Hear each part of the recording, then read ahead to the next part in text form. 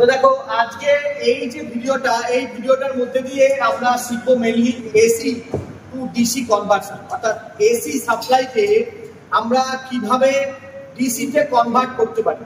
তো এটা অনেকগুলো পদ্ধতির মাধ্যমে করা যেতে পারে। আমরা আজকে যেটা শিখবো সেটা হচ্ছে ডায়োডের মাধ্যমে আমরা কিভাবে এসি কে ডিসি তে রেকটিফিকেশন করব। তাহলে ডায়োড আমরা আগেই জেনেছি যে ডায়োড হলো একটা সেমিকন্ডাক্টর ডিভাইস, যেখানে দু ধরনের সাইড থাকে, একটা হচ্ছে পজিটিভ সাইড এবং আরেকটা হচ্ছে নেগেটিভ সাইড। পজিটিভ সাইডটা দেখতে সাধারণত ব্ল্যাক কালারের বডি থাকে। ডায়োডকে যদি আমরা সাধারণভাবে দেখি তাহলে দেখতে এরকম, এটা পুরো টোটালি ব্ল্যাক কালার এবং দুটো টার্মিনাল দুদিক থেকে বেরিয়ে আছে। এই যে ব্ল্যাক কালার বডি সাইডটা সেটা হচ্ছে প্লাস সাইড এবং এটা হচ্ছে মাইনাস সাইড।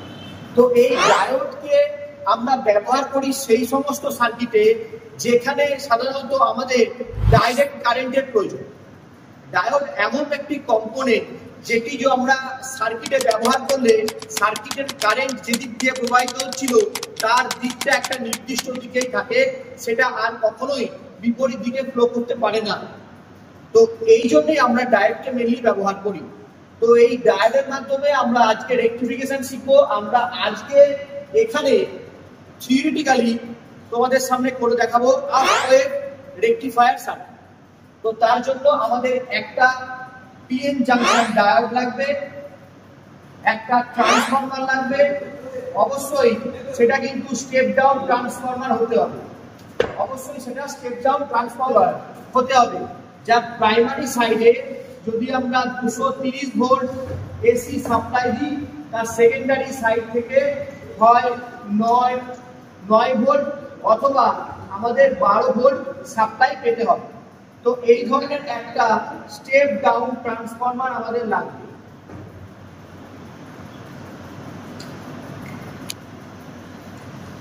আর তার সাথে আমাদের লাগবে একটি ফিল্টার।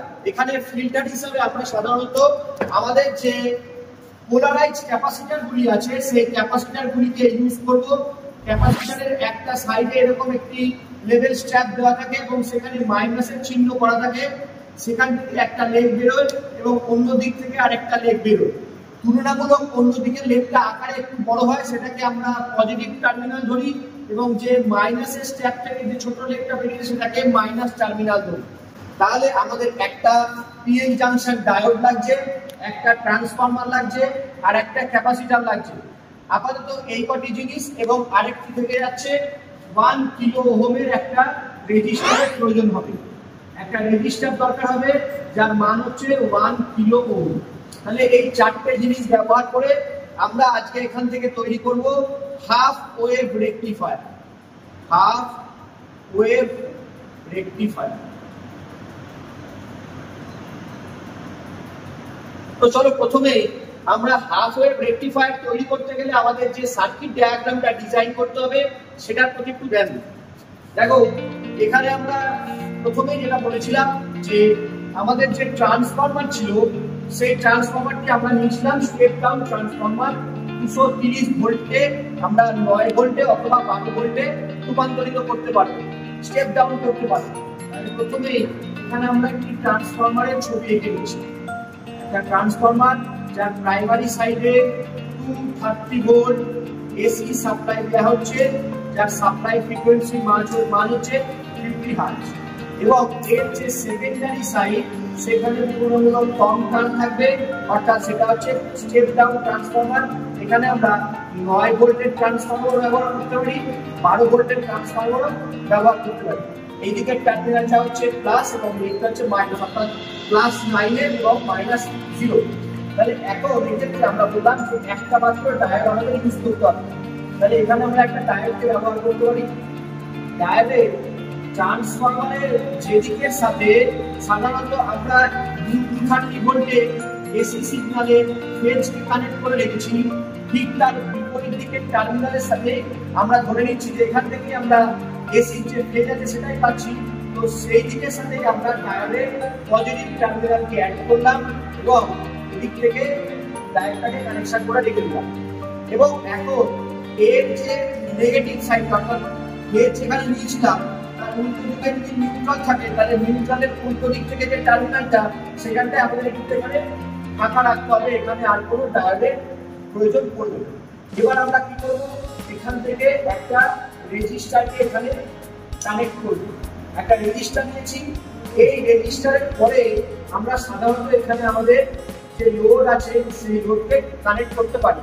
তো যেহেতু এই লোডের আগে রেজিস্টারটা কানেক্ট করা হচ্ছে সেই জন্য এই রেজিস্টারটার নাম বলা হচ্ছে লোড রেজিস্টার।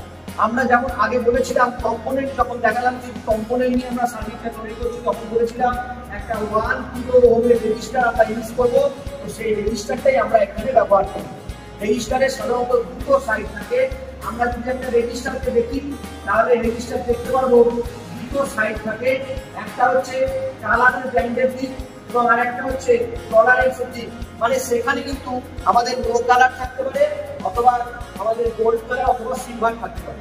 তাহলে যেদিকটা কালার কোডের দিক সেদিক থেকে প্লাস টার্মিনাল ধরলাম এবং যেটা টলারেন্সের দিক সেটাকে মাইনাস টার্মিনাল ধরলাম। তাহলে এইদিকে আমাদের কালার কোডের দিকটা এবং এইদিকে টলারেন্সের দিকটা রাখতে হবে। এখন এইখানে আমরা যে ওয়েভ সিগন্যালটা তৈরি করতে পারলাম সেটা এই রেকটিফায়ারের জন্য বা এই ডায়োডটির জন্য কিন্তু এখন এক মুখেই চালিত হবে। এই পর্যন্ত আমাদের যে ওয়েভটা তৈরি হচ্ছে সেই ওয়েভটা দেখতে কিছুটা এরকম।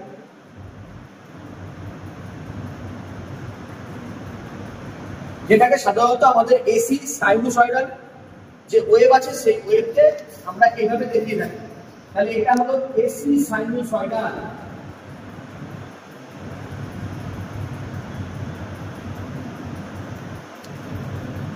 এসি সাইনুসয়েডাল সিগন্যাল ওয়েভ বা ওয়েভ সিগন্যাল লেখা যায়। ওয়েভ সিগন্যাল সেটা দেখতে কেমন এরকম। এটাকে এসি বলা হচ্ছে এই কারণের জন্য যে যখন এখান থেকে একটা ভোল্টেজ বা একটা কারেন্ট যায়, এটাকে কল্পনা করুন না কেন যেটাই একটা গ্রাফ শুরু হচ্ছে তো এর মানটা আস্তে আস্তে মানটা কিন্তু ধীরে ধীরে বাড়তে থাকছে। মানটা বাড়তে বাড়তে বাড়তে বাড়তে গিয়ে এক সময় একটা পিক মানে পৌঁছাচ্ছে, যেটাকে পিক ভ্যালু বলা হয়। এরপর সেই মানটা আবার ধীরে ধীরে কমতে কমতে এসে জিরোতে মিশে যাচ্ছে। তারপরে জিরোর দিক থেকে মাইনাসের দিকে আবার একটা পিক ভ্যালু পাওয়া যাচ্ছে। মানটা আরো কমতে কমতে কমতে কমতে একটা নির্দিষ্ট সর্বোচ্চ নিম্ন মানে পৌঁছে যাচ্ছে। এখানে ছিল সর্বোচ্চ উচ্চ মান। তাহলে এখানে পজিটিভ সাইকেল এবং এখানে একটা নেগেটিভ সাইকেলের সৃষ্টি হচ্ছে।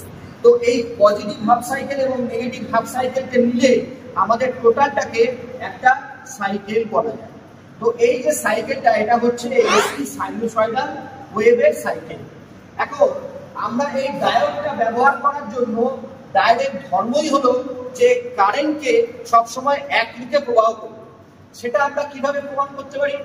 ডায়োডে যখন আমরা পড়েছি এর আগে আমরা ডায়োডের বায়াসিং এর একটি পরীক্ষা করেছি। যারা এখনো পর্যন্ত সেই ভিডিওটা দেখোনি তারা অবশ্যই এই ভিডিও চলাকালীন উপরে যে আই বাটন আসছে এবং নিচে যে এই স্ক্রিন আছে সেখান থেকে কিন্তু তোমরা অবশ্যই সেই ভিডিওর লিঙ্কটা পেয়ে যাচ্ছ। তো দেখো এখানে বলছিলাম যে আমাদের যে ডায়োড আছে সেই ডায়োডকে বায়াসিং দুভাবে করা যেতে পারে। একটা হচ্ছে ফরওয়ার্ড বায়াস আর একটা হচ্ছে রিভার্স বায়াস। তাহলে ফরওয়ার্ড বায়াসের ক্ষেত্রে কারেন্ট যাতায়াত করতে পারবে, রিভার্স বায়াসের ক্ষেত্রে ডায়োডের মধ্যে দিয়ে কারেন্ট যাতায়াত করতে পারবে না। এই যে মূল সূত্র এটাকেই কিন্তু আমাদের এই সার্কিটে এখানে মেন ওয়ার্কিং প্রিন্সিপাল হিসেবে ধরে নেওয়া হচ্ছে। এখানে আমরা যখন ধরছি যে এই সাইড দিয়ে ফেজ যাচ্ছে, ফেজ ডায়োডের পজিটিভ টার্মিনালের সঙ্গে এসে অ্যাটাচ হচ্ছে, তার মানে এটা ফরওয়ার্ড বায়াস পাচ্ছি। কিন্তু যখনই একটা নির্দিষ্ট অ্যামাউন্ট অফ মিলি সেকেন্ডের পরে এই ফেজটা অল্টারনেটিং কারেন্ট হওয়ার দরুন নিউট্রাল হয়ে গেল, সঙ্গে সঙ্গে ধরে নিচ্ছি নিউট্রাল মানে নেগেটিভ, নেগেটিভে যাচ্ছে ডায়োডের পজিটিভ টার্মিনালে, তার মানে তখন সেটা আবার রিভার্স বায়াসে চলে গেল। তাহলে প্রথমবার যখন এখানে ফেজ ছিল তখন কারেন্ট প্রবাহ হতে পেরেছে, কিন্তু যখন এখানে নিউট্রালের তৈরি হলো তখন এখানে আর কারেন্ট প্রবাহ দিতে পারছে না। ফলে এই যে কার্ভটা এসিতে আমরা এরকম দেখতে পাচ্ছি না। এখন ডায়োড লাগানোর পরে যদি আমরা এখানে কার্ভ আঁকি তাহলে আমাদের কার্ভটা ঠিক এরকমই দেখতে হবে। পজিটিভ হাফ সাইকেলটা পেল, নেগেটিভ হাফ সাইকেলটা পাওয়ার কথা ছিল কিন্তু এখানে পেল না, কারণ এখানে একটা মাত্র ডায়োড ইউজ করে রেখেছে। যদি আমরা এখানে আরো একটা ডায়োড ইউজ করতাম তাহলে এটা ফুল ওয়েভকেই রেকটিফাই করতে পারতাম। যেহেতু শুধুমাত্র একটা ওয়েভ সেটাকে রেকটিফাই করছে, এই জন্য এটার নাম হচ্ছে half wave rectifier. Half wave rectifier. তাহলে এখন এর পজিটিভ হাফ সাইকেলটাকে এদিকেই রাখলো, কিন্তু যখন নেগেটিভের দিকে তখন নেগেটিভ হাফ সাইকেলটাকে সে অমিট করে চলে গেল, একটা দাগ আসবে। তারপরে আবার পজিটিভ হাফ সাইকেলের জন্য এখানে একটা স্পাইক তৈরি করবে, কিন্তু নেগেটিভ হাফ সাইকেলের জন্য আবার এখানে একটা দাগ আসবে। তাহলে আলটিমেট জিনিসটা আমাদের দেখতে হলো কিরকম,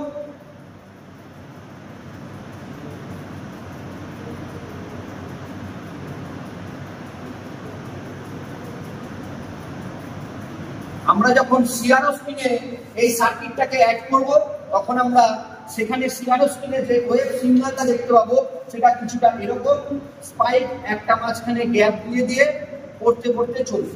আর যদি এটা ফুল ওয়েভ হতো তাহলে এর আগের একটি ভিডিওতে আমরা আপনাদের সঙ্গে সেটা শেয়ার করেছি, সেখানে কিন্তু প্রত্যেকটা হাফ সাইকেল হোক সেটা পজিটিভ বা নেগেটিভ প্রত্যেকটাকে সেটা রেকটিফাই করেছে। তো দেখুন এতক্ষণ পর্যন্ত আমরা যে গ্রাফটা এখানে দেখতে পাচ্ছি, যে ওয়েভ লাইনটা এখানে দেখতে পাচ্ছি, এটা আমাদের আসছে এরকম, তারপরে একটা ড্যাশ আসছে, আবার একটা স্পাইক আসছে, একটা ড্যাশ আসছে। তো এটা হলো আমাদের পালসেটিং ডিসি ওয়েভ। এখন এটাকে পালসেটিং থেকে যদি আমাদের পালসেটিং থেকে পিওর ডিসিতে আনতে হয় তাহলে আমাদের একটা ফিল্টার এখানে ইউজ করতে হবে এই সার্কিটের সাথে, এবং সেটাকে প্যারালালি আমাদের কানেকশন করতে হবে। তো আমরা এখানে ফিল্টার হিসাবে একটা পোলারাইজ ক্যাপাসিটার ইউজ করব।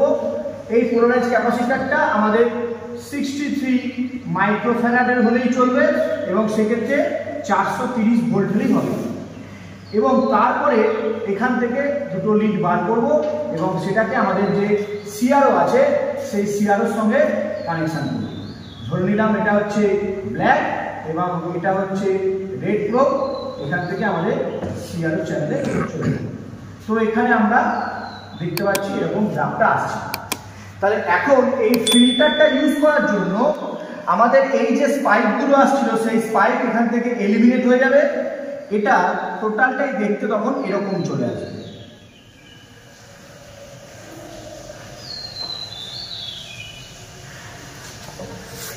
যত ভালো ফিল্টারাইজেশন এখানে আমাদের হবে এই দাগটা তত বক্ররেখা না হয়ে সরল রেখা হবে, অর্থাৎ কার্ভ লাইন না হয়ে এটা তখন স্ট্রেট লাইনে পরিণত হবে। তো এই ছিল আমাদের হাফ ওয়েভ রেকটিফায়ারের সংশ্লিষ্ট অংশ। যদি ভিডিওটি দেখে আপনারা উপকৃত হন তাহলে অবশ্যই ভিডিওটিকে লাইক এবং শেয়ার না করে যাবেন না। যারা চ্যানেলে নতুন এসেছেন তাদের জন্য বলি, প্রত্যেক দিনই আপনাদের জন্য এরকম interesting electrical star related videos নিয়ে আসি। ভিডিওগুলোকে বাংলায় উপলব্ধি করার জন্য চ্যানেলটিকে সাবস্ক্রাইব করে পাশে থাকা বেল আইকনটি প্রেস করে নিন। দেখা হচ্ছে পরের দিন অন্য কোনো ভিডিওতে। ততক্ষণ পর্যন্ত সকলেই ভালো থাকুন, সুস্থ থাকুন এবং সকলকে ভালো রাখুন। নমস্কার।